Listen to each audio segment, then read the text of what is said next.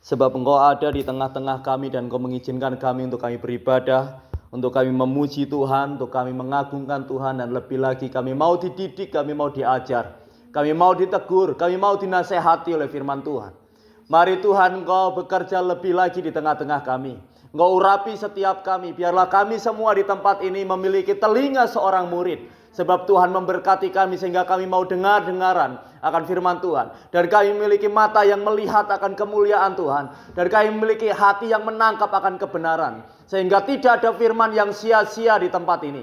Semua firman yang diberitakan, firman yang diperdengarkan, itu akan membentuk setiap kami menjadi pribadi yang lebih baik. Menjadi Kristen yang Tuhan mau. Bukan Kristen asal-asalan. Bukan Kristen biasa-biasa. Namun kami rindu, kami menjadi Kristen yang luar biasa. Kami mengikut Tuhan dengan segenap hati. Kami mengikut Tuhan dengan segenap jiwa.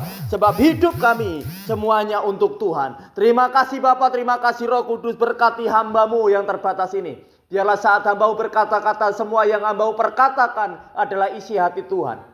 Bukan apa yang hamba-Mu ketahui oleh karena pengetahuan manusia, namun karena hikmat Tuhan yang Tuhan berikan atas hamba-Mu. Terima kasih Bapa, terima kasih Roh Kudus. Di dalam nama Tuhan Yesus Kristus. Yang siap mendengar firman Tuhan, mari sama-sama katakan amin.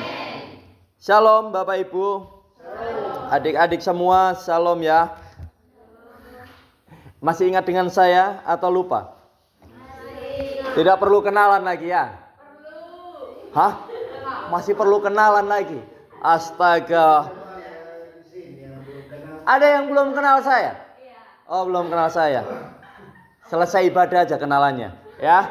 Kita sekarang belajar firman dulu. Selesai ibadah baru kita kenalan. Nah, nanti kenalan juga sama istri saya yang paling cantik.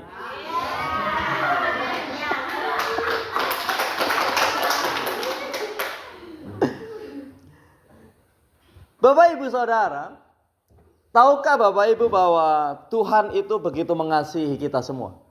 Amin. Sehingga kita selalu diberi kesempatan demi kesempatan untuk kita menjalani kehidupan ini. Supaya bukan tanpa tujuan Tuhan memberi kita kesempatan, tapi supaya hidup kita menjadi lebih baik dan makin serupa dengan Dia. Amin. Tuhan tidak mau kita menjadi Kristen itu yang biasa-biasa aja. Sehingga Tuhan setiap hari memberi kesempatan sama Bapak, Ibu, Saudara, dan saya untuk menikmati hari yang baru, nafas yang baru, kehidupan yang baru, berkat yang baru, supaya kita mengingat kebaikan Tuhan di dalam hidup kita, dan kita selalu mengucap syukur di dalamnya, sehingga kita semakin hari, hidup kita semakin benar, semakin baik, semakin serupa dengan Yesus. Itu yang Tuhan mau. Sehingga hari ini saya mau mengajak kita sama-sama belajar, namun sebelum saya membaca firman Tuhan, saya mau sampaikan beberapa hal di tempat ini. Beberapa waktu yang lalu, waktu kami berdoa pagi, Tuhan menyampaikan sesuatu sama saya dan ini harus saya serukan. Ini harus saya beritahukan kepada kita semua, khususnya orang-orang Sumba, karena saya sedang tinggal di Sumba. Kalau saya tinggal di Jawa, maka saya akan sampaikan untuk orang-orang di Jawa, betul? Karena saya tinggal di Sumba dan ini hatinya Tuhan, kerinduan Tuhan. Pastinya Tuhan itu punya tujuan yang baik buat kita semua. Tuhan berkata demikian sama saya waktu itu. Tegur anak-anakku, sebab aku melihat mereka tidak menghiraukanku lagi. Tidak menganggap aku ada. Sekalipun mereka dalam gereja, sekalipun mereka beribadah. Buktinya apa? Setiap hari Natal mereka minum minuman mabuk-mabukan, betul? Sehingga Tuhan melihat NTT ini, sehingga Tuhan melihat Sumba ini bukan lagi mempermuliakan nama Tuhan, namun mempermuliakan setan. Waktu hari Natal yang Tuhan mau itu adalah kekudusan, di mana Tuhan hadir di dunia ini. Kita harus sambut dengan hidup yang kudus. Kita harus sambut dengan ucapan syukur, bukan dengan mabuk-mabukan. Amin. Saya percaya di gereja ini tidak ada, namun di gereja luar sana banyak yang seperti itu. Sehingga Tuhan harus mengutus kami hamba-hamba Tuhan untuk menyampaikan suara ini. Supaya orang-orang bertobat kembali kepada Tuhan dan mempermuliakan nama Tuhan. Hidupnya benar dan engkau akan diberkati oleh Tuhan. Kenapa hidup kita selama ini tidak diberkati? Hidup kita semakin susah, bukan semakin senang, bukan semakin kaya, namun semakin miskin. Benar Bapak Ibu? Karena kita tidak mempermuliakan Tuhan. Hidup kita nggak benar, walaupun kita rajin ke gereja. Hari ini saya mau katakan, mari kita buka Alkitab kita sama-sama. Supaya kita belajar bersama-sama. Ini teguran Tuhan supaya Bapak Ibu menjadi lebih baik. Bukan supaya Bapak Ibu malas ke gereja. Amin. Supaya kita lebih baik dan supaya kita diberkati oleh Tuhan. Matius 7 ayat 21.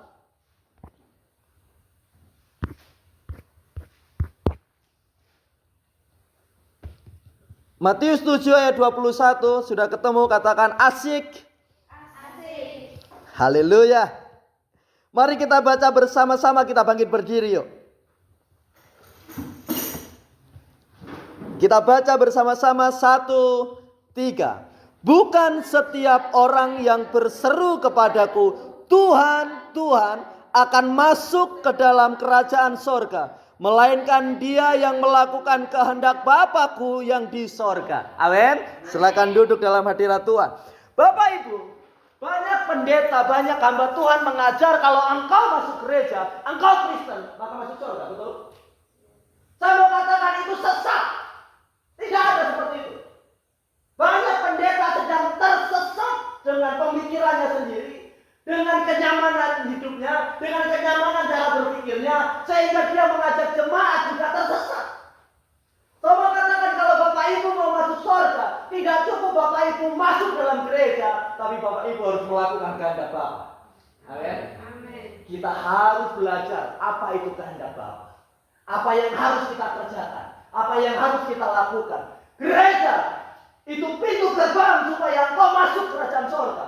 Namun bukan berarti kalau engkau masuk gereja, engkau sudah masuk surga.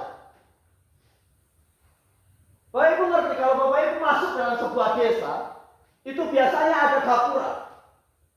Apa sih gapura bahasanya?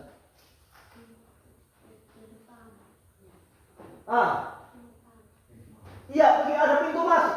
Waktu Bapak Ibu ada di pintu masuk itu, Bapak Ibu sudah masuk desa itu belum? Belum. Kan masih di pintu. Begitu juga gereja. Gereja ini pintu kerajaan surga. Waktu kita masuk dalam gereja, kita belum masuk surga. Belum. Tapi waktu engkau dan saya melakukan kehendak Bapa, kita masuk surga.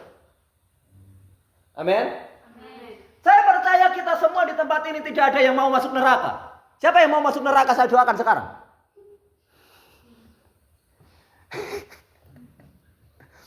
Pasti semua ingin masuk surga, amin.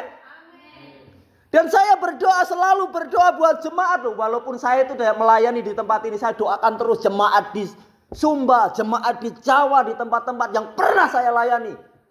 Saya doakan terus setiap hari. Tuhan tolong mereka ada kesetiaan, ada rasa takut akan Tuhan, ada penyerahan diri kepada Tuhan, supaya semua bisa masuk surga.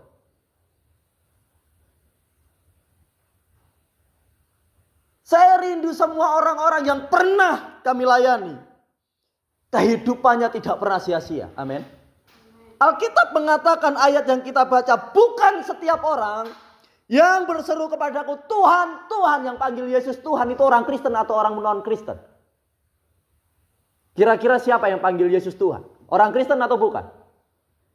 Orang Kristen. Kalau orang bukan Kristen gak mau panggil Yesus Tuhan, betul? Coba Bapak Ibu keluar ketemu orang Islam, mau gak orang Islam panggil Yesus Tuhan? Gak mau. Orang Marapu mau gak panggil Yesus Tuhan? Gak mau. Firman ini buat orang Kristen, buat kita. Dia ingatkan sama kita, bukan semua orang yang memanggil dia Tuhan itu masuk surga. Hanya orang yang melakukan kehendak Bapa, mereka lah yang masuk dalam kerajaan surga. Waktu saya merenungi apa yang menjadi pesan Tuhan yang harus saya sampaikan, saya sudah sampaikan, saya serukan tentang bagaimana orang-orang di kantong kekristenan, Sumba khususnya, harus bertobat kekristenannya. Jangan lagi engkau merayakan hari Natalmu merayakan Paskahmu, merayakan hari-hari besarmu dengan mabuk-mabukan. Engkau tidak membawa kekudusan di rumah Tuhan. Engkau tidak membawa kekudusan di bait Allah. Tapi engkau membawa kecemaran. Dan engkau sedang mempermuliakan setan. Hamba Tuhan harus berani menyerukan ini. Gereja harus berani menegur jemaatnya. Daripada jemaatnya masuk neraka, lebih baik jemaatnya ditegur. Hari ini sakit hati, besok masuk surga. Amin. Saya sudah tidak senang lagi harus memanjakan jemaat. Jemaat senang gak dengar khotbah saya? Senang Pak. Kenapa? Karena Pak kalau nasihati halus, enak didengar. Persetan dengan itu. Saya tidak mau tahu engkau senang, kau tidak senang. Yang penting saya sampaikan kebenaran. Hari ini kau sakit hati tidak apa-apa. Yang penting besok kau bertobat, kau masuk surga. Dan setelah ini gak diundang di sini lagi, gak apa-apa.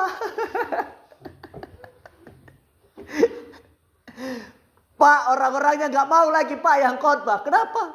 Pak bikin sakit hati. Gak apa-apa, puji Tuhan. Gak capek saya.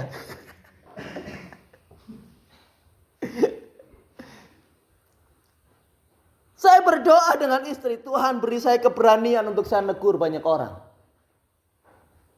Karena saya tahu kalau waktu saya tegur orang.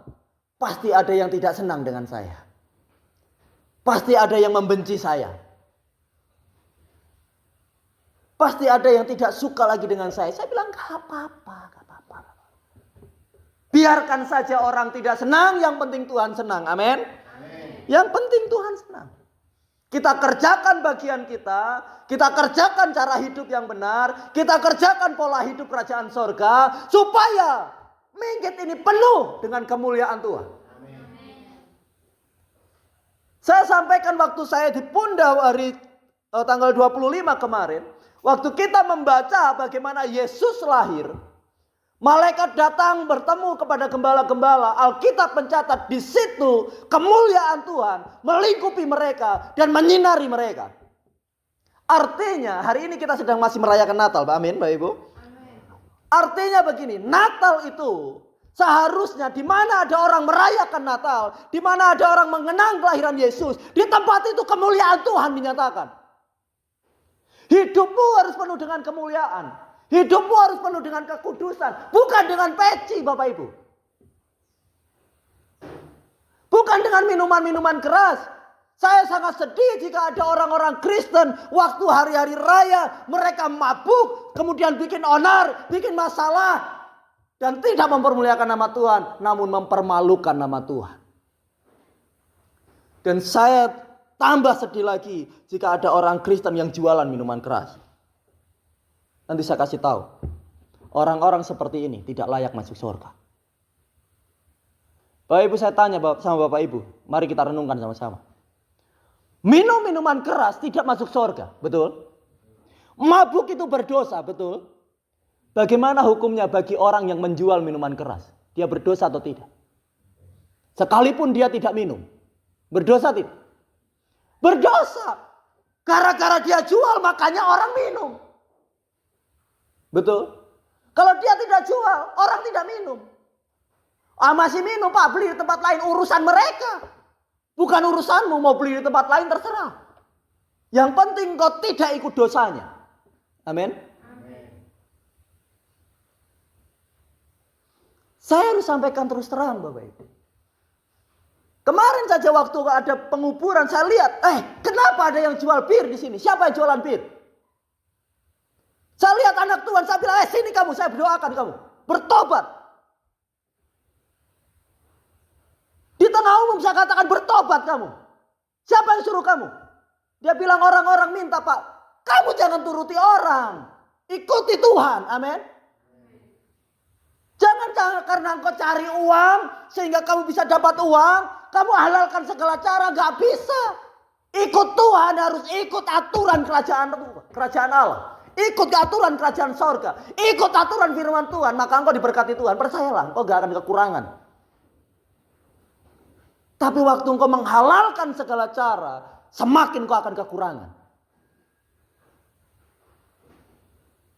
Kita belajar firman Tuhan sungguh-sungguh. Amin.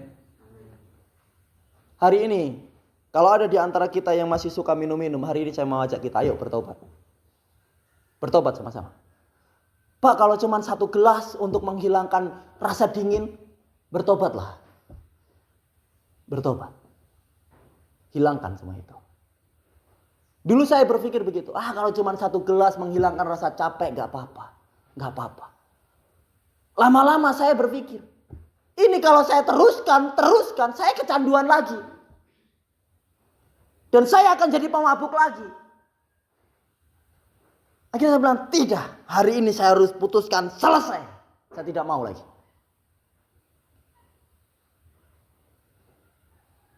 Pak, saya jualan ini kan untuk menopang. Supaya keluarga saya masih bisa makan. Emang gak ada jualan lain? Selain kau jualan peci gak ada yang lain? Kan ada. Selain kau jualan rokok gak ada yang lain? Kan ada. Jualan mie kek? Jualan beras kek? Ya kan? Itu dibutuhkan manusia gak? Dibutuhkan. Kita mungkin punya alasan peci jangan dibutuhkan di sini. Beras lebih dibutuhkan. Amin. Beras lebih dibutuhkan. Tidak ada orang mati gara-gara tidak minum peci, tapi banyak orang mati karena tidak bisa makan.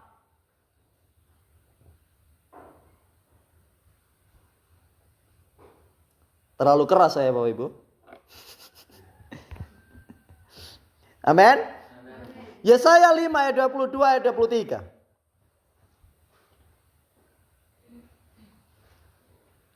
Firman ini berkata demikian. Celakalah mereka yang menjadi jago minum. Ayo, siapa yang jago minum?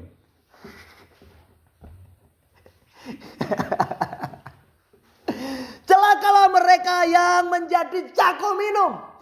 Orang yang jago minum, celakalah engkau. Engkau tidak akan masuk kerajaan surga. Aduh, berarti saya ke gereja selama ini percuma. Percuma. Saya bilang percuma. Kalau begitu gak usah ke gereja, Pak. Makin masuk neraka kamu.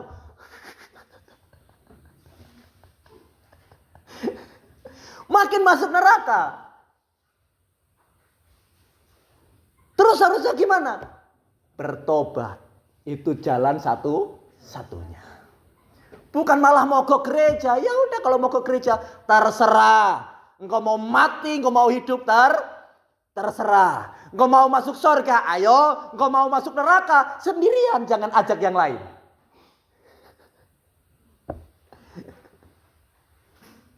Kalau mau masuk neraka sendirian, jangan ajak yang lain. Biarlah yang lain tetap masuk surga. Nanti pas kita sama-sama di hari terakhir, kita saling baku lihat. Hei, kamu ngapain di sana? Ngapain panas di sini, woi? Kasih minum dulu sama saya. Gak bisa.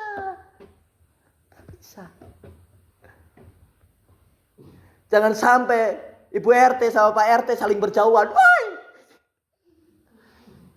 ngapain nyumu di situ, woi?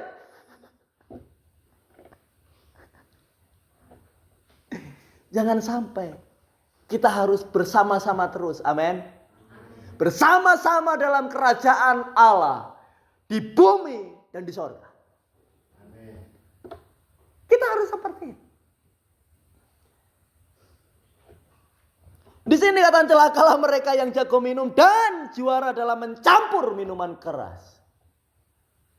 Orang yang juara mencampur minuman keras itu juga celaka. Yang membenarkan orang fasik karena suap dan yang memungkiri hak orang benar. Kalau pendeta tidak berani tegur orang-orang yang seperti ini, orang itu juga ikut celaka. Pendeta itu juga ikut celaka. Karena dia secara tidak langsung membenarkan kehidupan orang yang berdosa. Makanya tidak ada yang enak. Engkau jemaat maupun engkau pendeta, nggak ada yang enak. Sama-sama bisa masuk neraka. Ya, kalau jemaatnya salah berdosa, pendeta tidak mau tegur, pendeta tenang-tenang aja. Yang penting masuk gereja, yang penting ada persembahan. Pendeta masuk neraka sama-sama. Tugas pendeta adalah memberitakan kebenaran supaya jemaat bertobat. Amin. Tugas jemaat adalah mendengarkan dan mau diajar supaya hidupmu makin serupa dengan Kristus. Kalau engkau diberkati, gembalamu cuma bisa lihat dan ikut senang. Tapi belum tentu ikut menikmati. Belum tentu kan? Coba saya kasih gambaran begini. Semakin Bapak RT ini makin taat dengan Tuhan, makin diberkati, makin kaya. Pendetanya ikut kaya enggak? Belum tentu. Ya kan? Pendetanya ikut menikmati kekayaannya Pak RT enggak? Belum tentu. Kalau Pak RT baik hati, ya. Kalau Pak RT ini baik hati karena dia merasa aku diberkati Tuhan, aku mau berkati hamba Tuhan. Nah, pendetanya ikut menikmati. Kalau ternyata Pak RT ini makin diberkati, makin kikir. Ayo, piye? Piye lagi? Saya pakai bahasa Jawa lagi. Ayo kira-kira gimana? Makin diberkati makin kikir. Bertobat. Jadi semua sama-sama tidak ada yang enak. Kita sama-sama. Waktu jemaat salah, yang ditegur pertama kali itu gembala. Yang ditegur pertama kali sama Tuhan itu pendeta.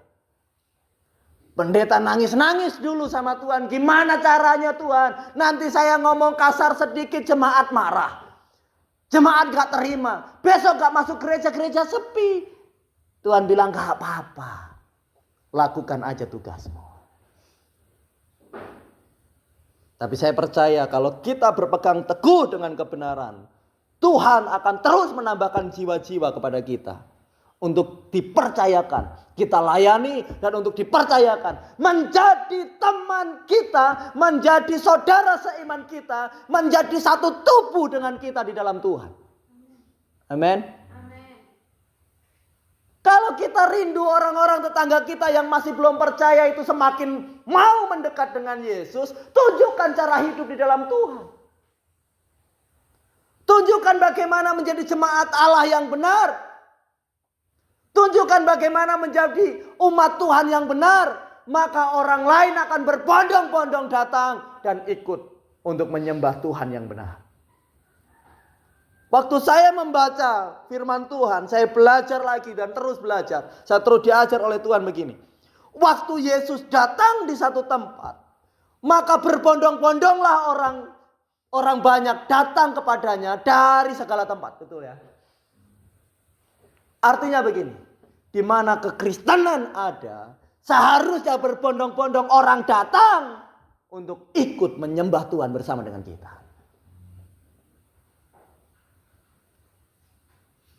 Saya selalu berdoa dengan Tuhan begini. Tuhan, dimanapun Tuhan menempatkan saya, kemana Tuhan membuang saya, di tempat itu saya ingin bikin ibadah. Dan harus ada orang yang saya layani.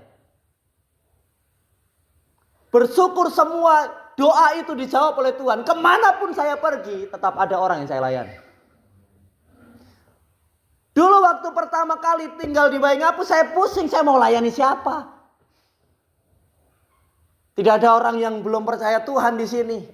Di Marapu. Di Waingapu. Di Waingapu semua orang Kristen. Sudah orang bergereja. Saya pusing, saya mau pelayanan di mana Tuhan? Ternyata kami di sana bisa bikin persekutuan doa. Kita ibadah sama-sama setiap hari Jumat. Ternyata kita di sana tetap Tuhan percayakan jam 11 malam loh. Ada orang yang telepon, Pak, ada orang kesurupan. Ternyata di mana-mana urusannya setan terus. Di sini setan, di sana setan, di Jawa setan. Saya ini kenapa setiap hari ketemunya setan? Hanya waktu saya menghadap istri saya melihat ada malaikat.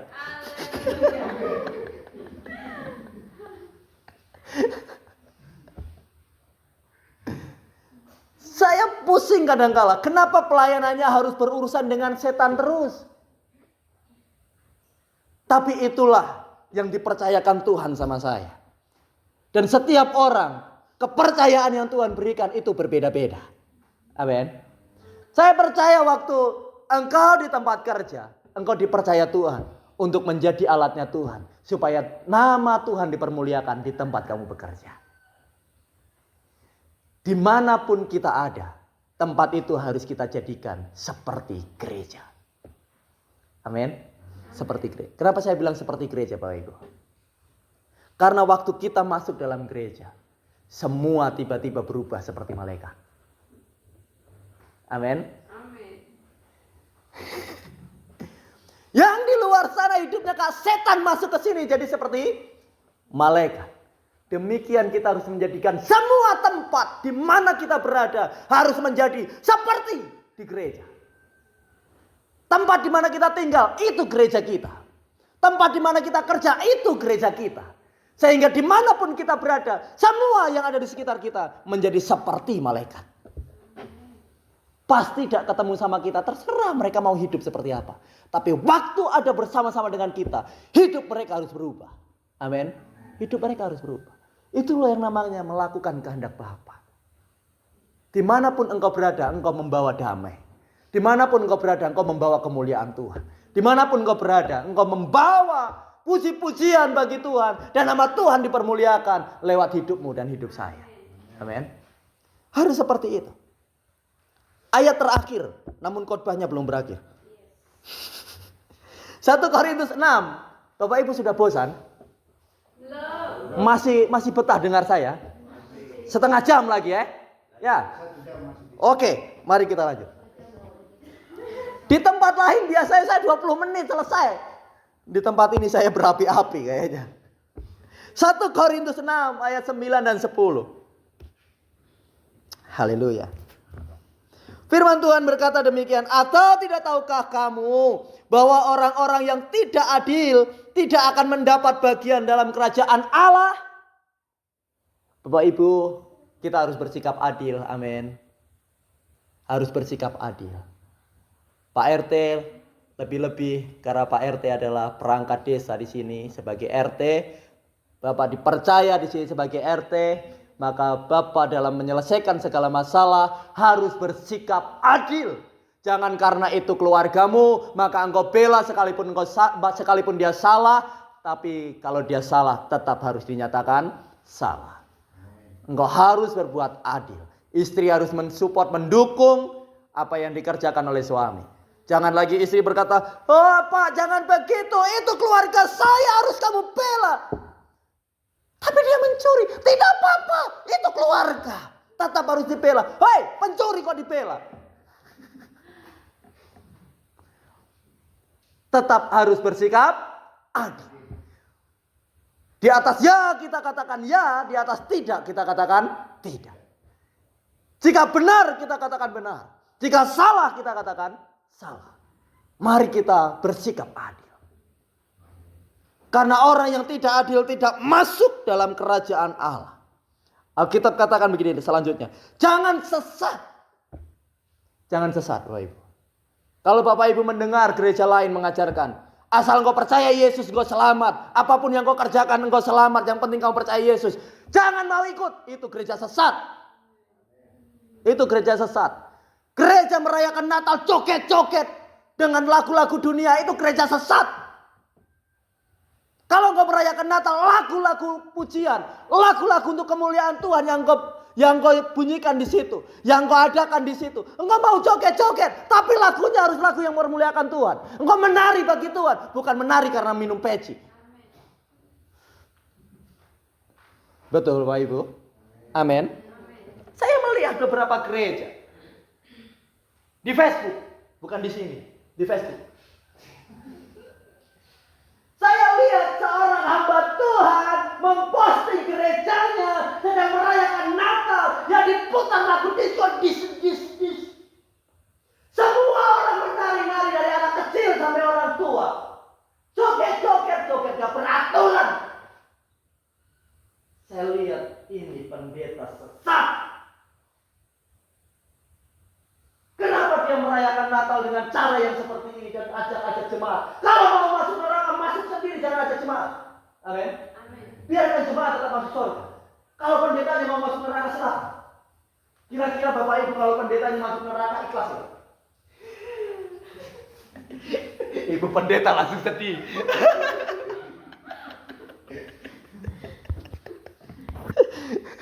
Sedang menantikan jawaban. Jangan-jangan mereka bilang, iya tidak apa-apa.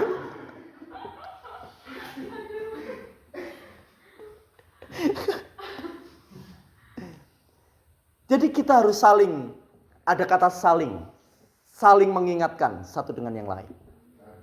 Kalau engkau melihat cara pendetamu sudah salah, jemaat boleh mengingatkan pendetanya. Begitu juga kalau hidup jemaat salah, pendeta bertanggung jawab untuk mengingatkannya. Kita harus saling mengingatkan. Kalau pendetamu tahun depan ngajak kita Natal kok dinyanyikan lagu-lagu dunia, terus suruh kalian joget semua, mari kita berpesta, tinggalkan gerejanya. Jangan masuk gereja lagi. Cari gereja yang lain. Saya melihat gereja seperti itu di Facebook, saya merasa ya ampun Tuhan, ini orang bagaimana? Ini harusnya menjadi hari yang kudus. Ini kita peringati tentang kasih Allah yang begitu besar. Sehingga dia mengaruniakan anaknya yang tunggal. Kita harus sambut dia dengan ucapan syukur. Dengan bersuka cita. Merayakan mensorak-sorai dengan kerajaan sorga. Meninggikan nama Allah. Alkitab katakan, waktu malaikat Tuhan menemui para gembala, kemuliaan Tuhan datang. Dan dikatakan ayat berikutnya, bala tentara sorga datang ikut memuji Tuhan bersama-sama dengan mereka. Seharusnya waktu Natal seperti ini Bapak Ibu, saya mau katakan, sorga turun ke bumi, ikut menyembah Tuhan bersama dengan kita. Amin. Saya kesaksian beberapa waktu yang lalu saya cerita. Waktu saya perintisan di Jawa, kita itu memulai ibadah dengan 4 orang. 4 orang. Kami selalu berdoa, saya berkata, Tuhan, biarlah malaikat sorga ikut memuji Tuhan bersama-sama dengan kami. Dan tetangga-tetangga saya, itu setiap kali mendengar kami beribadah yang 4 orang ini. Mereka berpikir di dalam rumah ibadah itu ada ratusan orang menyanyi. Tetangga-tetangga itu merasa merinding, takut. Mereka merasa kok banyak orang. Padahal cuma 4 orang. Suara yang lain suara siapa? Malaikat Tuhan. Satu ketika ada orang dari gereja lain ikut ibadah di tempat kami. Waktu kami masih perintisan. Kami itu sering kalau ibadah kadangkala itu kami waktunya sujud benar-benar sujud. Bapak Ibu tahu sujud itu bukan orang tetangga kita aja yang melakukan. Kami kalau beribadah, kalau memang Tuhan suruh sujud, kami sujud. Muka kami sampai ke tanah.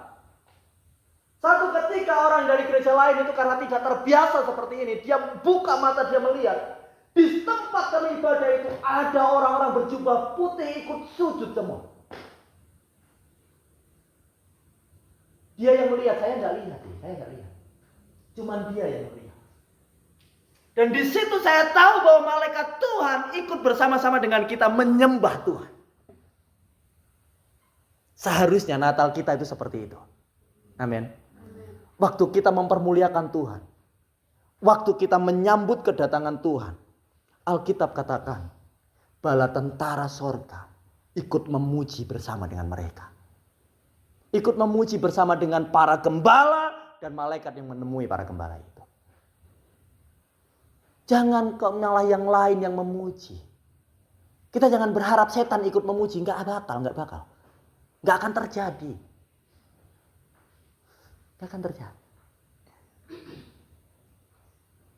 Jadi kita jangan tersesat. Amin. Jangan sesat. Jangan tergoda dengan pengajaran gereja yang mengenakkan telinga kita.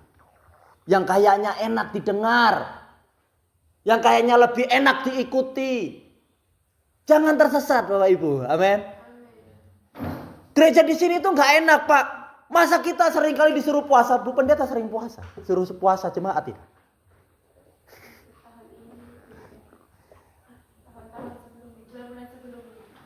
Bulan ini tidak karena kita siap-siap menikmati makanan Natal.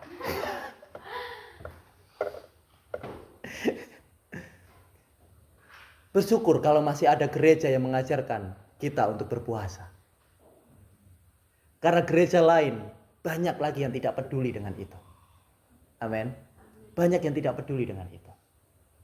Sedangkan berpuasa Itu adalah ciri khas kita untuk belajar bagaimana kita menguasai diri, bagaimana kita mengendalikan diri, maka kita belajar dengan cara berpuasa. Dengan cara berpuasa. Bahkan Yesus sendiri pernah berkata ada hal-hal yang tidak bisa kita usir kecuali dengan doa dan puasa. Ada masalah yang mungkin engkau tidak bisa hilangkan dalam hidupmu kecuali dengan doa dan puasa. Waktu engkau doa dan puasa, masalahmu tiba-tiba terselesaikan. Puasa itu bukan sekedar menahan lapar dan bukan sekedar menahan haus. Puasa itu adalah kita melatih diri kita untuk terhubung dengan Tuhan, mengendalikan diri kita dan membiarkan Tuhan yang bekerja atas hidup kita. Kan kalau kita puasa itu lemas toh. Iya kan? Lemas. Nggak bisa bekerja keras. Dan itu waktunya Tuhan yang bekerja keras atas hidupmu. Amin. Itu waktunya Tuhan yang bekerja keras atas hidup kita. Ayat berikutnya bilang begini. Firman Tuhan selanjutnya. Orang cabul, penyembah berhala, orang berzina, banci, orang pemburit, pencuri, orang kikir, pemabuk. Nah ini pemabuk dibilang lagi toh. Pemfitnah dan penipu tidak akan mendapat bagian dalam kerajaan surga. Di tempat ini masih ada yang jual peci kok. Sudah tidak lagi. Mama Edi sudah tidak jual lagi. Bagus. Saya berdoa hidupnya Mama Edi semakin diberkati karena sudah meninggalkan dosa. Amin. Tidak amin Mama Edi, saya doakan. Saya berdoa Mama Edi supaya makin diberkati karena sudah meninggalkan dosa. Amin. Nah begitu, dari tadi tidak amin. Pemabuk tidak masuk dalam kerajaan sorga. Pemfitnah, jangan suka fitnah orang. Amin. Waktu kita suka memfitnah, berkata yang tidak jujur tentang orang lain, kita tidak bisa masuk dalam kerajaan sorga. Orang kikir, Pak RT nanti kalau jadi kaya jangan kikir ya. Harus diberkati dan menjadi berkat. Jangan kikir. Saya berdoa nanti orang-orang di sini jadi kaya semua. Amin. Jangan kikir. Pencuri tidak masuk dalam kerajaan sorga. Banci, di sini ada banci kok. Di Sumba ada banci. Banyak. Tahu banci? Laki-laki yang jadi perempuan.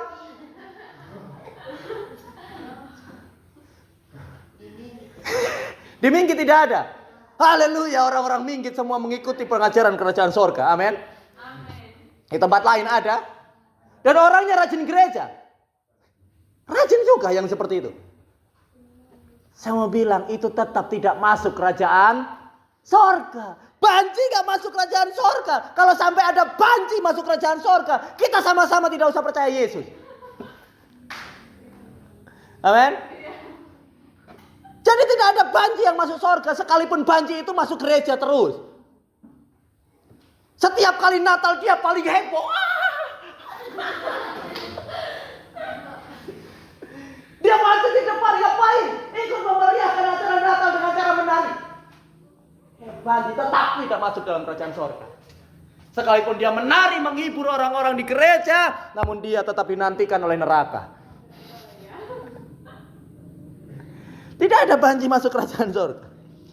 Penyembah berhala, tidak ada yang masuk kerajaan sorga. Kalau engkau ikut Yesus, jangan setengah-setengah. Semua yang berhubungan dengan berhala, hilangkan itu. Ada patung-patung di rumah, hilangkan itu.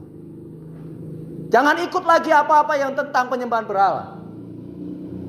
Saya katakan dengan orang tua saya yang ada di Jawa, kami itu setiap tahun ada yang namanya berkumpul, memberikan sesajen, satu kampung.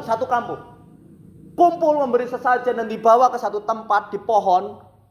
Kemudian kita di situ semuanya berdoa, semua agama kumpul jadi satu di situ. Berdoa dengan cara kepercayaan. Kepercayaan Jawa. Saya bilang sama orang tua saya, mulai hari ini jangan ikut lagi. Tidak boleh. Orang tua saya bilang begini, nanti kita tidak seperti yang lain, tidak ngumumin, tidak sama dengan orang lain. Saya bilang, gak apa-apa kalau mereka usir kita dari sini, gak apa-apa. Jangan ikut lagi yang berhubungan dengan penyembahan berhala. Mulai saat itu ibu saya tidak pernah ikut lagi bawa sesajen. Saya ajar sama jemaat, jangan pernah ikut. Mereka tanya, nanti gimana Pak kalau kami dibenci orang? Kami tidak dianggap lagi. Enggak apa-apa. Lebih baik gak dianggap oleh manusia daripada engkau gak dianggap oleh Tuhan. Mulai hari itu gak ada lagi yang bawa sesajen. Gak ada lagi. Sampai sekarang gak ada lagi. Jemaat di tempat kami gak ada. Kalau jemaat di gereja lain mungkin ada. Jemaat di tempat kami gak ada. Apakah mereka diusir? Enggak. Apakah mereka dibenci? Enggak. Yang penting kalau bapak ibu punya makanan lebih, kasih sama tetanggamu. Enggak akan dibenci. Iya kan? Enggak akan dibenci. Kalau punya uang lebih, kasih. Wah, itu tambah enggak dibenci lagi. Biasanya orang itu benci orangnya, tapi enggak bisa benci duitnya. Betul? Enggak bisa benci duitnya. Orangnya bisa dibenci, makanannya biasanya nggak dibenci. Berkatnya itu nggak dibenci. Makanya kalau kita dibenci orang, berkati aja orangnya.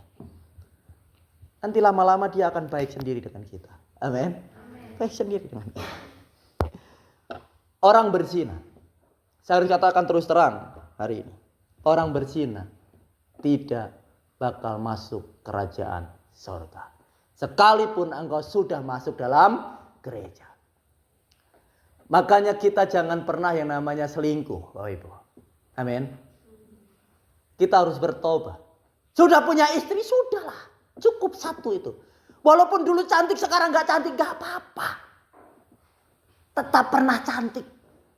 Ya kan? Ya toh sayang. Tetap pernah cantik. Dulu istri saya langsing, sekarang agak langsung, gak apa-apa. Bagi saya tetap cantik. Jadi nggak usah cari yang lain begitu. Begitu juga ibu-ibu yang sudah punya suami. Walaupun dulu ganteng, sekarang giginya tinggal 2, nggak apa-apa.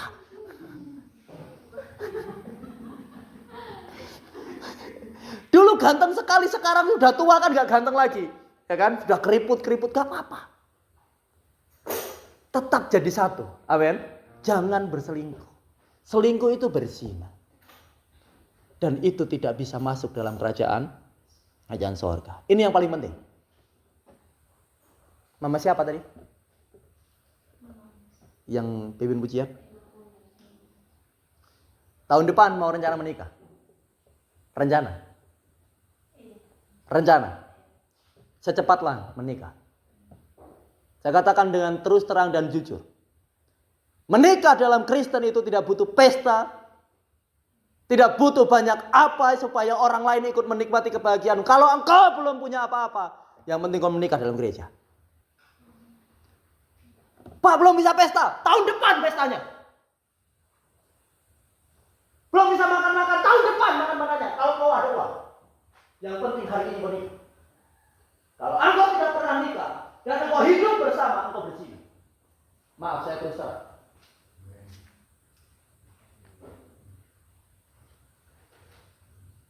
Gereja harus membawa perubahan.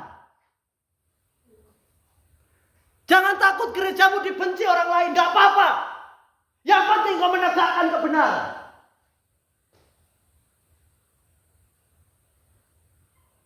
Pak, nanti gereja lain ngomong sama gereja kita bagaimana? Gak apa-apa, terserah, itu gereja setan.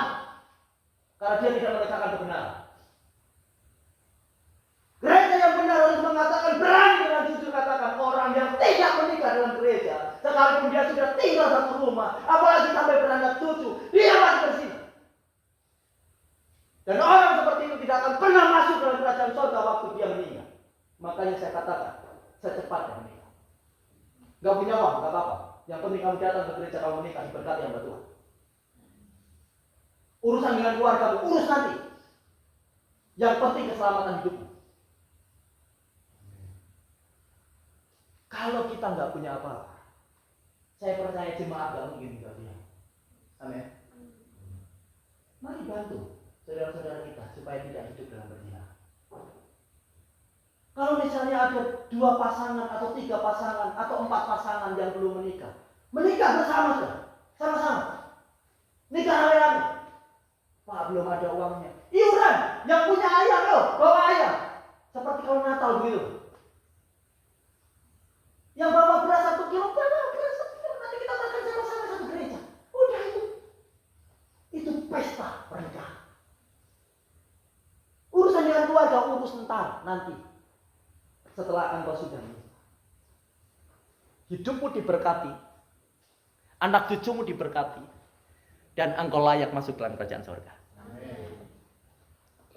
Maaf Bapak Mama saya harus jujur dengan ini. Kita harus terus terang sesuai dengan apa yang firman ajarkan. Amin. Sesuai dengan firman yang ajarkan. Bapak Ibu, bukan hanya yang seperti itu. Saya mau katakan begini. Perceraian itu juga tidak boleh di dalam kekristenan. Orang yang bercerai menikah lagi, dia berzina. Apalagi orang yang belum pernah menikah, baru tinggal sama-sama. Mereka berzina. Tapi Pak, secara adat kami sudah sah. Hei, yang Tuhan mau bukan soal adat atau tidak. Yang Tuhan mau kau diberkati dalam nama Bapa, Putra, Roh Kudus. Dalam nama Tuhan Yesus. Itu yang Tuhan mau. Belis belum selesai, gak masalah.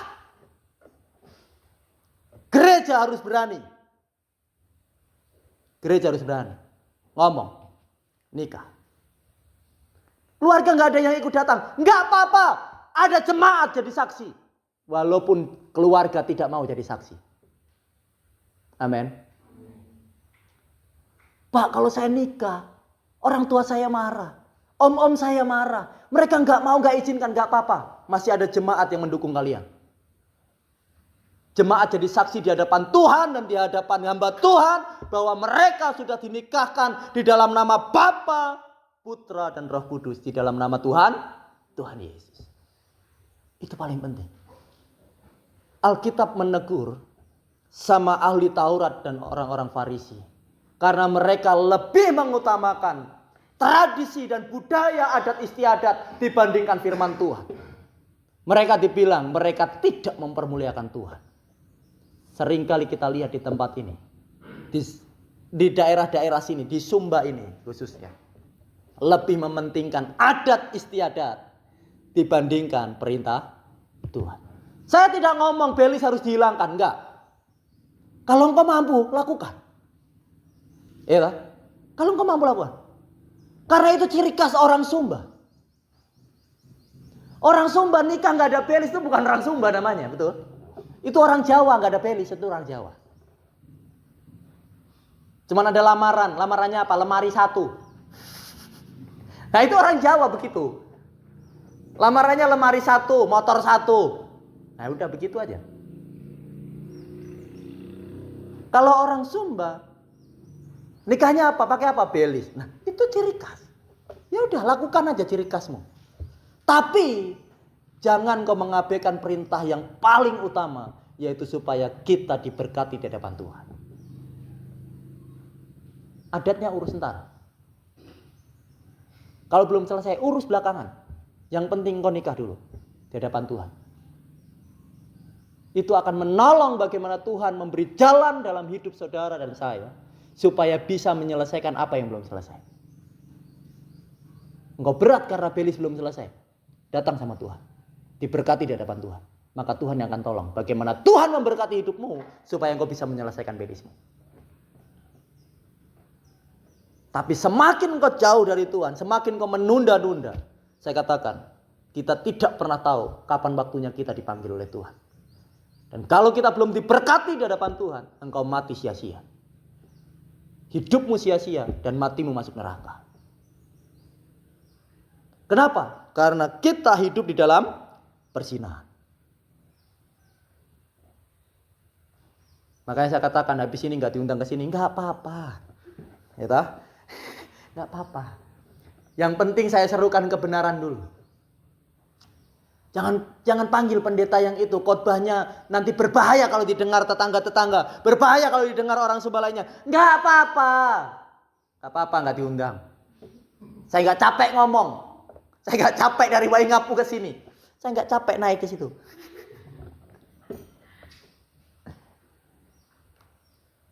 Amin Bapak Ibu.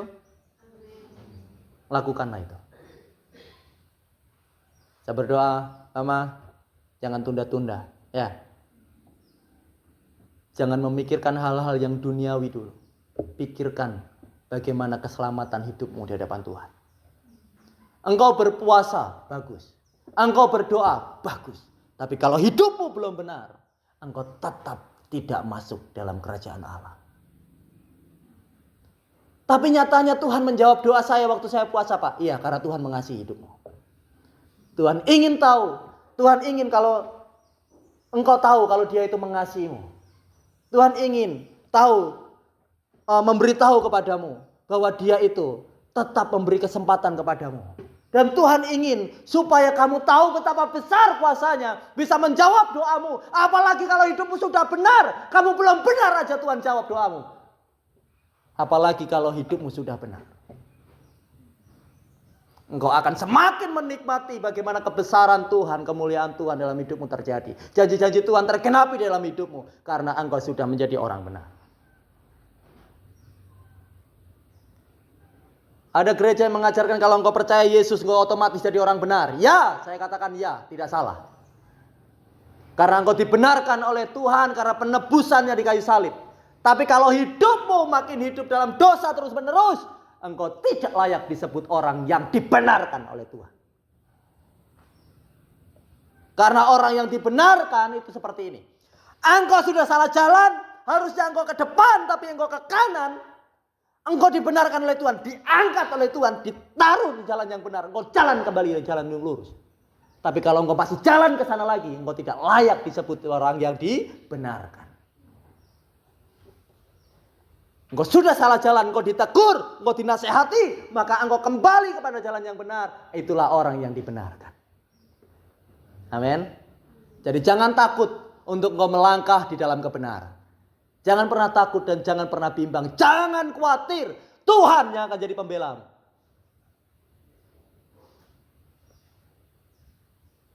Kemarin saya katakan begini dalam renungan yang saya bagikan. Orang yang dipilih oleh Tuhan itu tidak akan pernah pusing dengan pembenaran diri. Bagaimana nanti aku ya, bagaimana nanti saya, bagaimana. Tidak akan pernah pusing dengan hal demikian. Tapi Tuhanlah yang akan jadi pembelanya. Amin. Tuhan akan jadi pembela. Waktu engkau berani melangkah, Tuhan bersama denganmu. Waktu ada orang yang mencoba untuk mengusik hidupmu, Tuhan yang menolongmu. Tuhan yang selesaikan. Maka jangan takut kalau engkau mau berjalan dalam kebenaran. Kalau ingin ikut Yesus, ikut Yesus. Jangan setengah-setengah. Amin. Sudah bosan belum? Kalau belum saya ngomong lagi. Masih betah dengar saya? Sampai sore tidak apa-apa. Jangan ibadah di pundak. Sampai jam berapa Ibu? Dari saya. Masalah sudah jam 10 lewat, makanya saya tanya.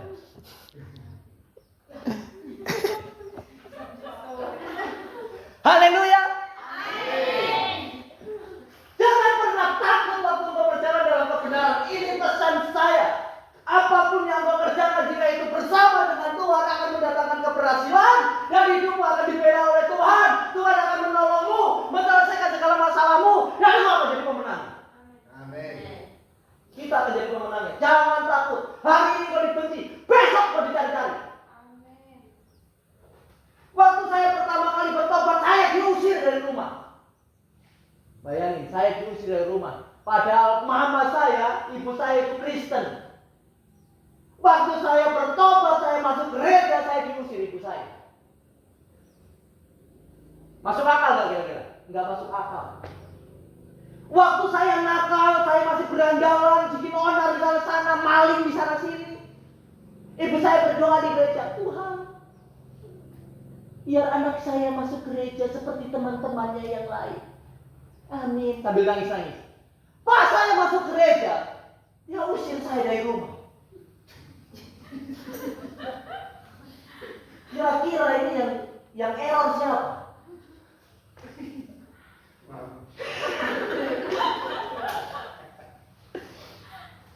Waktu itu saya pusing, ini gimana ya orang tua saya? Dulu saya nakal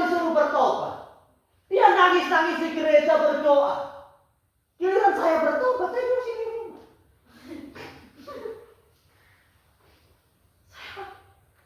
Saya salah di bertobat.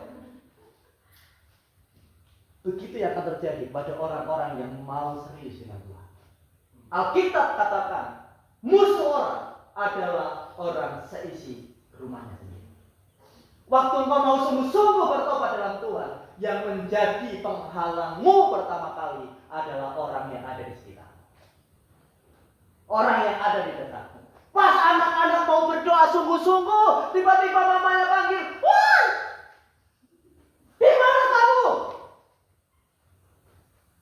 Tolong dulu beli lombok dulu, beli bawang dulu."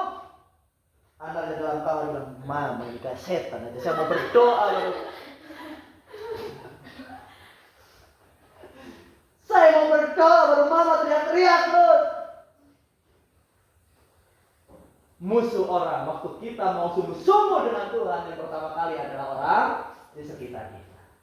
Makanya jangan takut waktu kita mau sungguh-sungguh berjalan di dalam kebenaran. Memang engkau akan dibenci hari ini, namun engkau akan dicari-cari hari esok. Amin. Waktu itu saya diusir, tapi sekarang kalau saya tidak pulang, saya ditelepon orang tua saya. Berapa waktu yang lalu saya ditelepon, "Kapan pulang?" Gak pulang. Gak pulang. Kalau saya pelayanan pergi jauh, ditelepon lagi, "Pulang jam berapa?" Gak pulang. Dulu aja kamu usir saya, sekarang kamu cari-cari saya. Demikian. Kalau kita berjalan dengan Tuhan, hari ini mungkin kita dibenci, hari esok kita akan dicari-cari. Amin. Karena orang lain akan membutuhkan kita. Engkau adalah terang dunia, maka orang-orang yang tinggal dalam gelap akan membutuhkan kehadiranmu supaya hidupnya diterangi. Mereka melihat kemuliaan Tuhan. Makanya, ayo kita kembali kepada jalur yang benar. Walaupun belum punya apa-apa, mau menikah, menikahlah. Jangan cuma jadi rencana. Pak, rencananya tahun depan bulan 6 tanggal sekian. Iya kalau umurmu sampai bulan 6.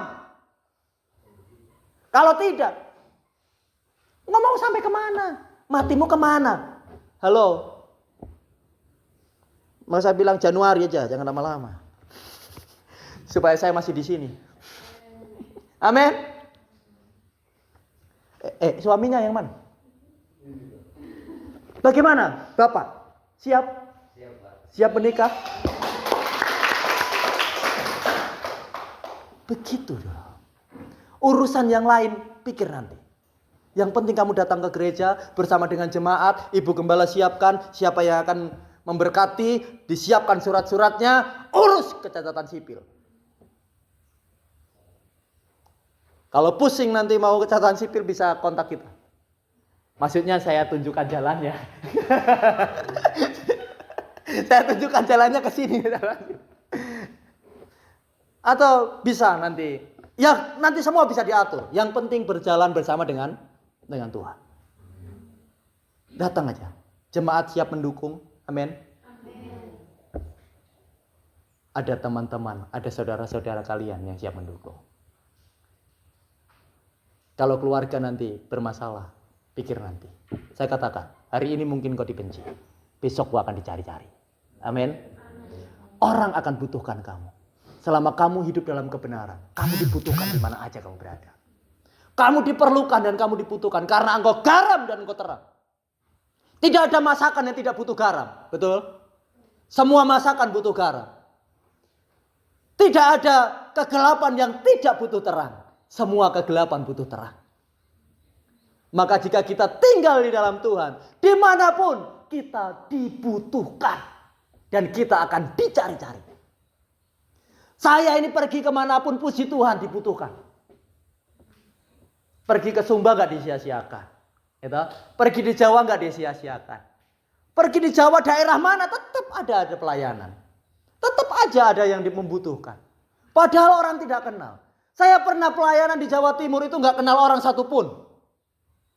Hanya gara-gara saya disesatkan Pak Pendeta. Ada Pak Pendeta hubungi saya, "Samuel kamu bisa bantu saya?" Bisa Pak. Kenapa? Tolong saya doakan orang yang ada hubungan dengan setan. Oh, di mana? Di Blitar. Kita ketemu di kota ya. Oke. Saya berangkat dari tempat saya ke Blitar itu 7 jam Bapak Ibu. Naik motor 7 jam. Sampai di Blitar Pak Pendeta tidak ada.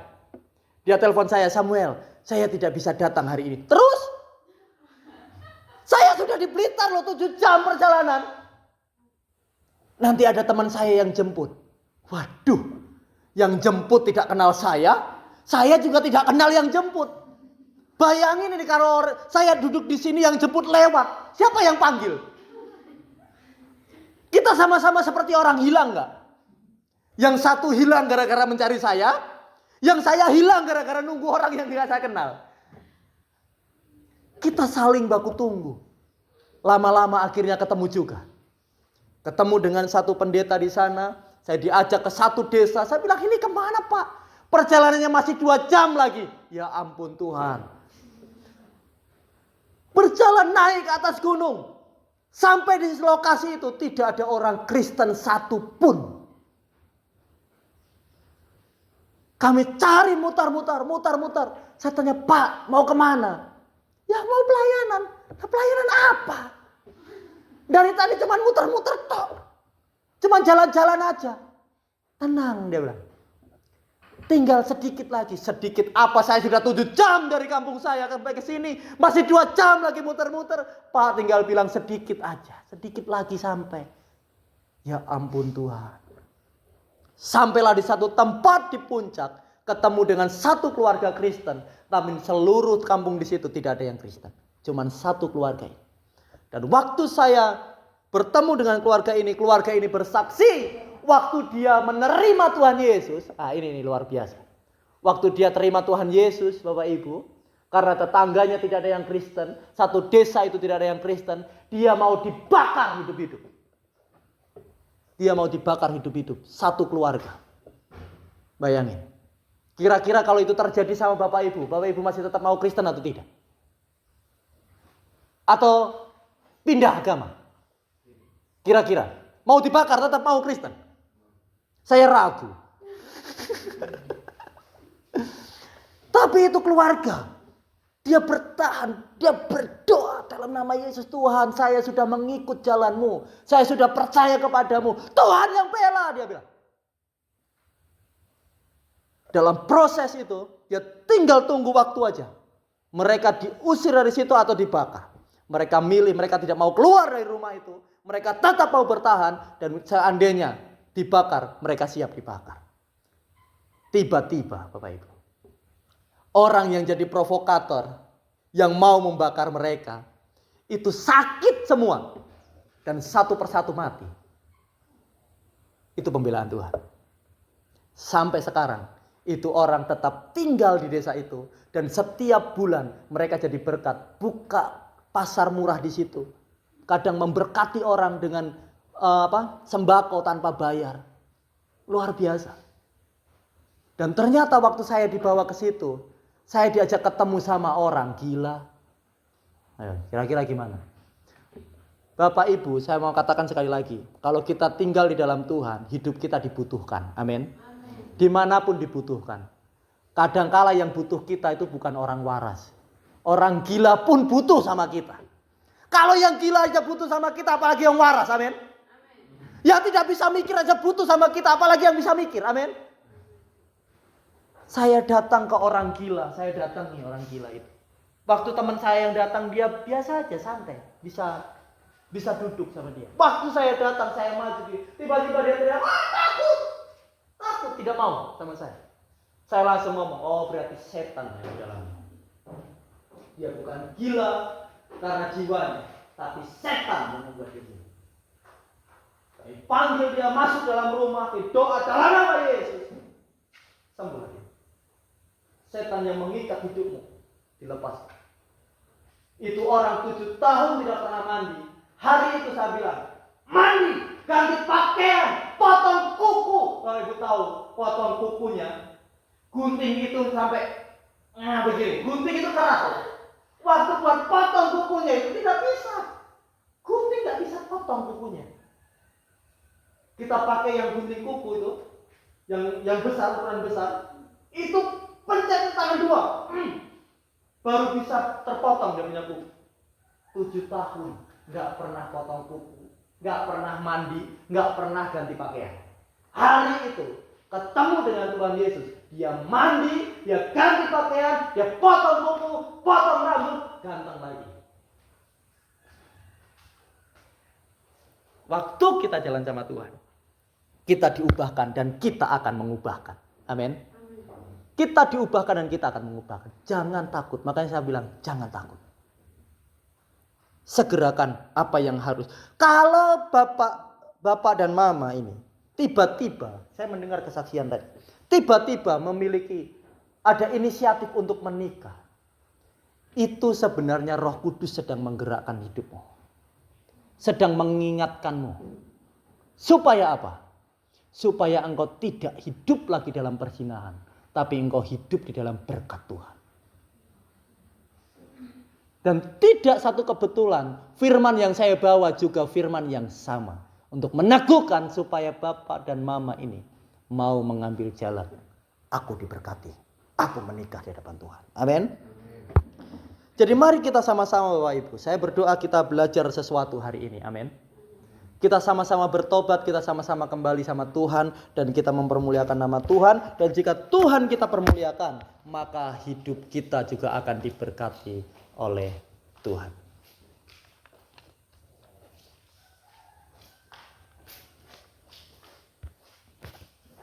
Oke. Bapak Ibu, adakah di sini yang masih suka minum? Ada yang suka minum ya? Yang masih sedikit-sedikit minum? Tidak apa-apa, saya minta kejujurannya. Ada? Semua tidak ada yang minum lagi?